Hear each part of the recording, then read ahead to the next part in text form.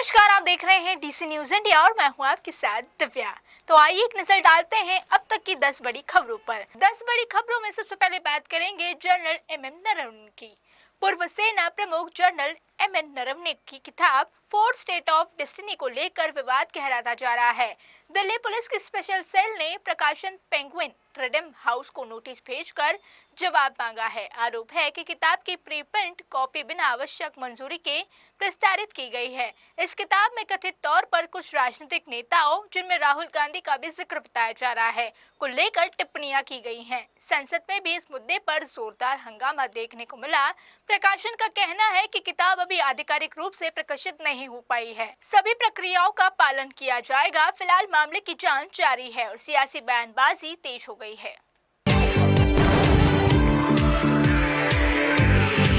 अब 10 बड़ी खबरों में बात करेंगे संसद के बजट सत्र की। संसद के बजट सत्र के दौरान एक बार फिर जोरदार हंगामा देखने को मिला। स्पीकर के चैम्बर में कथित अव्यवस्था को लेकर सत्ता पक्ष और विपक्ष आमने सामने आ गए। केंद्रीय मंत्री किरण रिजिजू ने आरोप लगाया कि कुछ कांग्रेस सांसदों ने अनुशासनहीन व्यवहार किया है। वही विपक्ष का कहना है कि उन्हें अपनी बात रखने का पर्याप्त मौका नहीं दिया गया। इस पूरे विवाद के बीच 8 विपक्षी सांसदों का निलंबन बरकरार है। स्पीकर ने साफ किया कि सदन नियमों के तहत ही चलेगा। मामले ने सदन की कार्यप्रणाली और राजनीतिक मर्यादाओं पर नई बहस छेड़ दी है।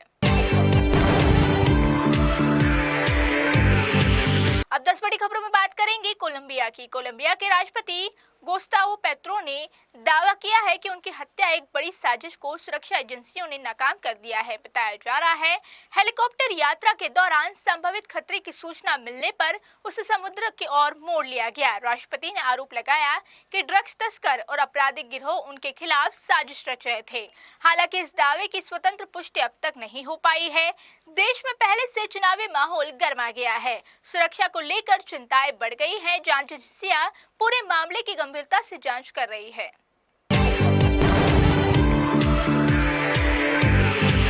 अब 10 बड़ी खबरों में बात करेंगे चंद्रपुर महानगर पालिका की।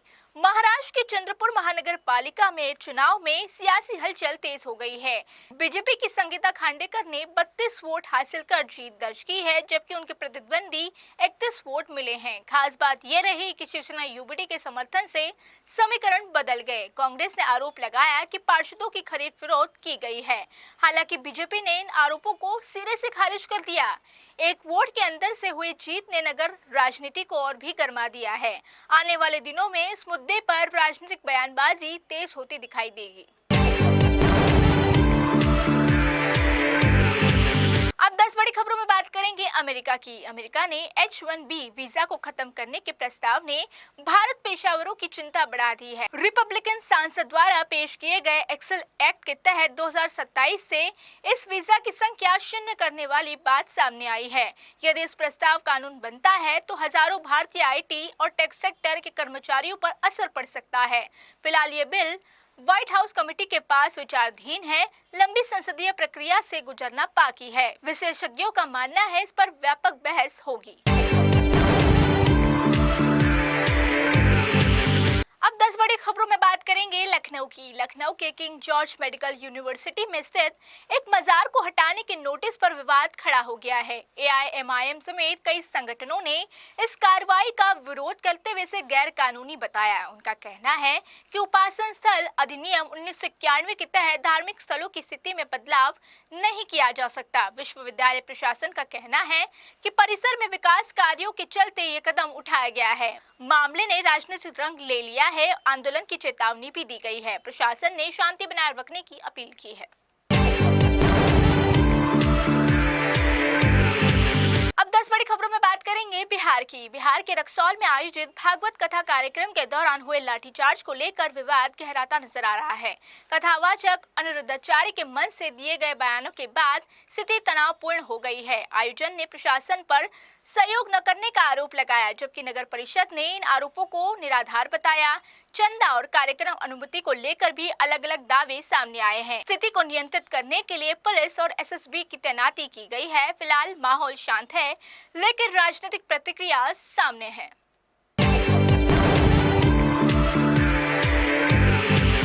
अब 10 बड़ी खबरों में बात करेंगे पाकिस्तान की। पाकिस्तान के रक्षा मंत्री ख्वाजा आसिफ ने अमेरिका को लेकर तीखा बयान दिया है। उन्होंने कहा, अमेरिका ने पाकिस्तान का इस्तेमाल टॉयलेट पेपर की तरह किया है। ये बयान अफगान युद्ध और आतंकवाद के मुद्दे पर दिया गया है। आसिफ ने पूर्व सैन्य शासकों की नीतियों का आलोचन भी किया है। कहा कि उन फैसलों का खामियाजा देश आज भुगत रहा है। उनके बयान से अंतर्राष्ट्रीय राजनीति में हलचल मच गई है। विशेषज्ञों का मानना है कि ये बयान घरेलू राजनीति को ध्यान में रखकर दिया जाना चाहिए।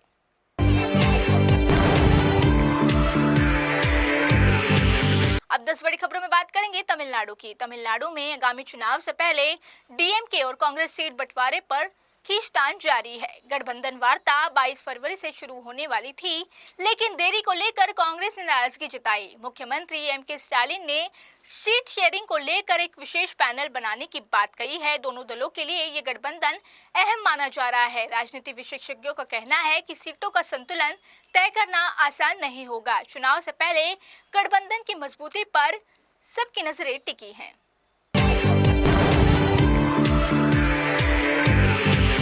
अब 10 बड़ी खबरों में बात करेंगे जम्मू कश्मीर की। जम्मू कश्मीर विधानसभा में मुख्यमंत्री उमर अब्दुल्ला ने एक बयान को लेकर जोरदार हंगामा हुआ। बीजेपी ने उनके बयान पर बिना शर्त माफी मांगी है, लेकिन सीएम ने माफी मांगने से इनकार कर दिया। उन्होंने कहा उनकी बात रिकॉर्ड में दर्ज है और इसे तोड़ मरोड़ कर पेश किया गया है। हंगामे के बीच बीजेपी विधायकों ने वॉकआउट किया है। स्थिति बिगड़ते देख स्पीकर ने कार्रवाई दिन भर के लिए स्थगित कर दी गई थी। इस घटनाक्रम ने प्रदेश की राजनीति को फिर भी गरमा दिया है।